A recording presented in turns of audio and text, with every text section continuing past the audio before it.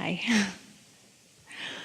I found you about 1.5 years ago, and it's taken my understanding of law of attraction, spirituality to a whole new level. To a personal level. Yeah. Life is good, and I feel good most of the time. And this year specifically, even though it's been one of the hardest years of my life, and I have a couple of relationship questions, and I believe that they're related, so if there's time. The first one has to do with my only beloved son who transitioned this year. I do feel him with me, but I guess my question is, how can I ever feel satisfied knowing that I can never hold him again or see him smile? It really won't do much good for us to tell you that it gets better, because until it does, you don't know that. We can say some words, and we might as well, since we have everyone's attention here. And we want you to know this is the last thing about death that we're going to talk about today. And start. Oh, there he is. Right there.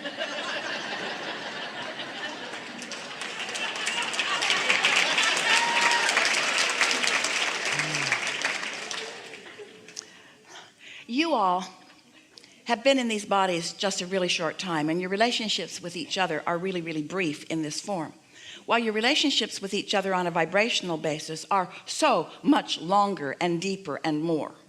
But since this is a perspective that you're looking at, the seeing, hearing, smelling, tasting, touching perspective, then you can't really hear us when we talk about the bigness of how long we've known one another and the richness of our relationships and the more that we all are to each other, you see.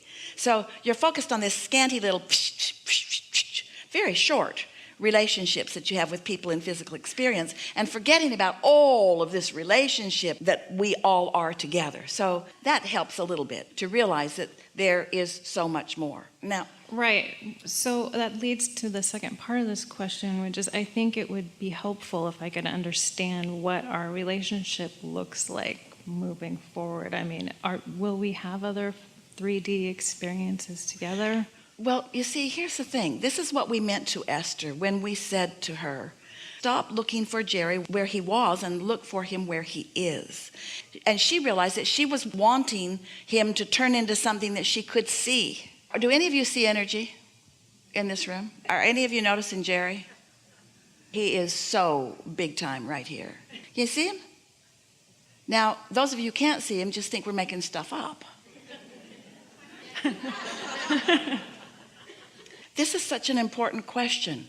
Abraham, how can you make me know what I don't know and feel what I'm not feeling and see what I can't see?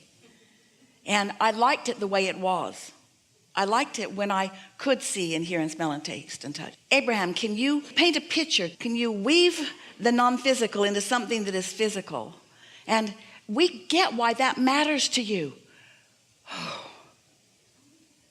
As creators, you know about vibration and attraction and momentum and becoming. You know about expansion and moreness and evolution of ideas. You know about less and then more and then more and then more. So it's logical, isn't it, that this vibrational world that we're talking about, as it becomes more perceivable, more receivable, more perceptible, more translatable, more knowable, it's logical that these vibrations would turn into physical reality, isn't it? Isn't it? You see, you all, we love you so much. You've been here, out here in the manifestation for so long that it's all you want to talk about. You don't want to think about how it became.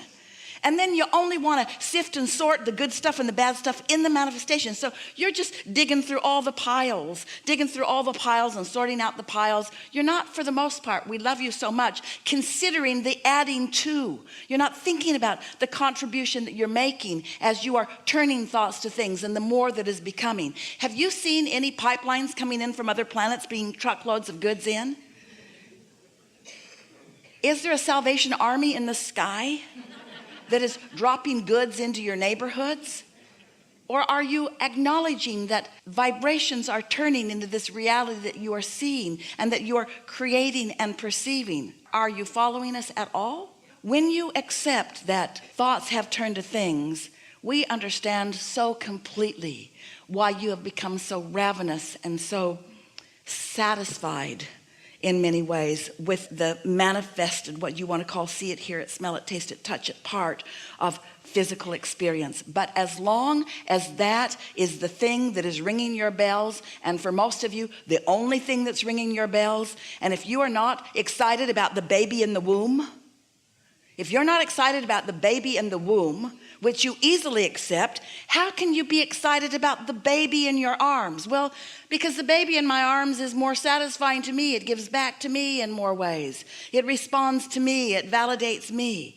And we say, yes, we know that it does. But if you could focus upon the becoming of things, then you will step into the vibrational attitude that you have of the creative you. You are the becomer. You are the creator. You are not the having already become.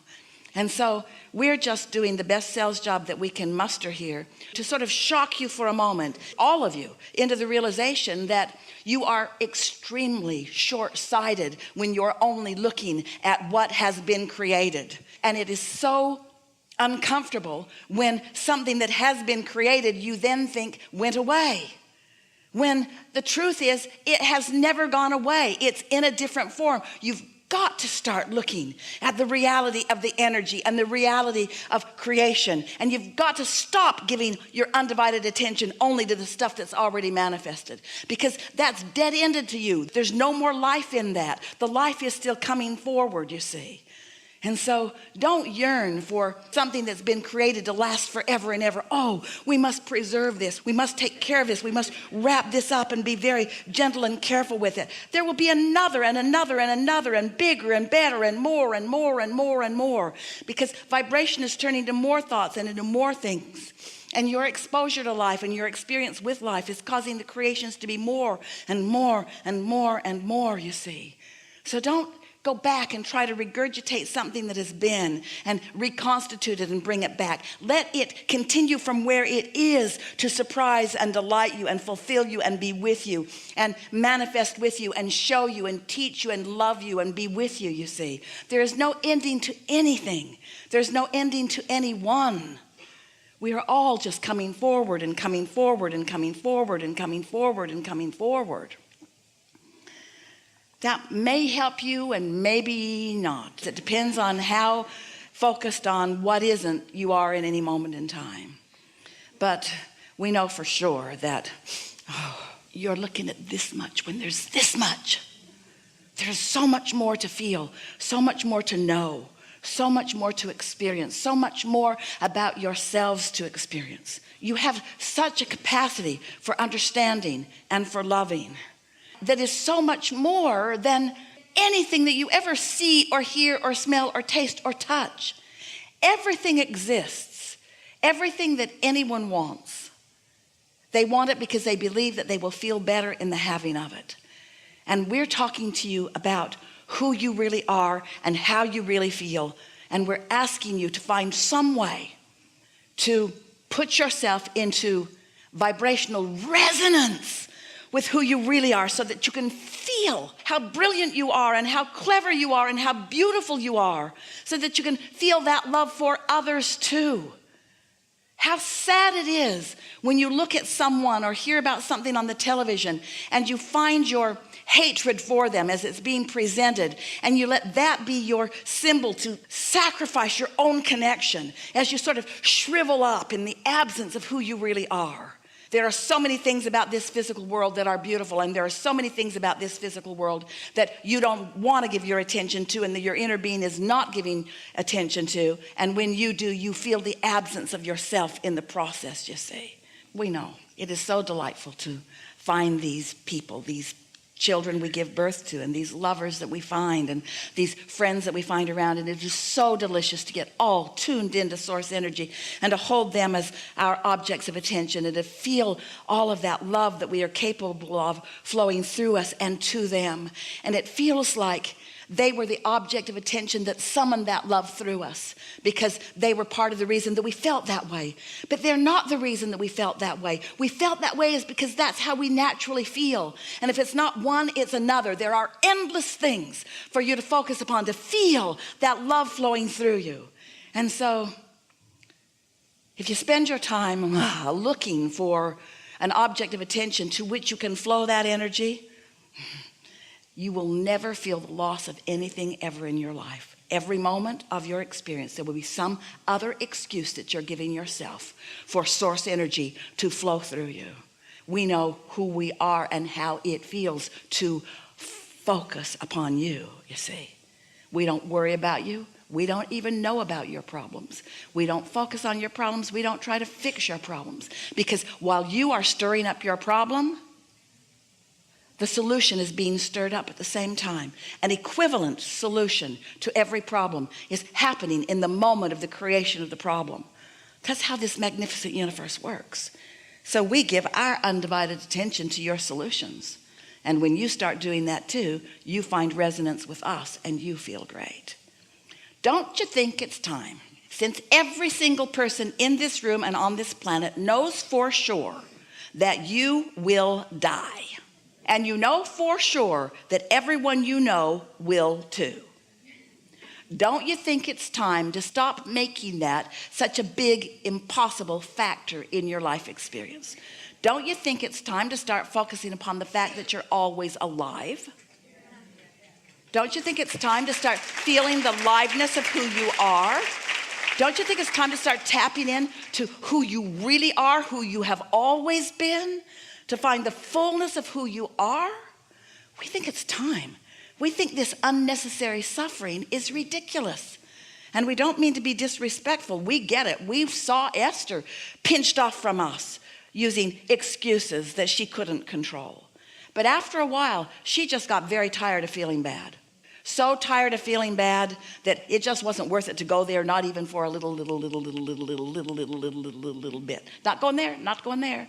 She told her family and friends there are landmines everywhere, and we never know when we're going to step on one. But then she noticed that she'd step on one and hurt for a little, blow her foot off or something. And then 5 minutes later, she was feeling good again. You get to choose whether to be alive or pinch yourself off from life. And we promise you, those who you call dead have not pinched themselves off from life.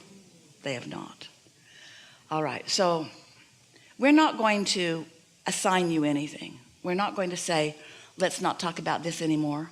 We're going to say, let's understand this newly. Let's understand that you've been making stuff up that isn't true and hurting your own feelings with it. This is a good time for a segment of refreshment.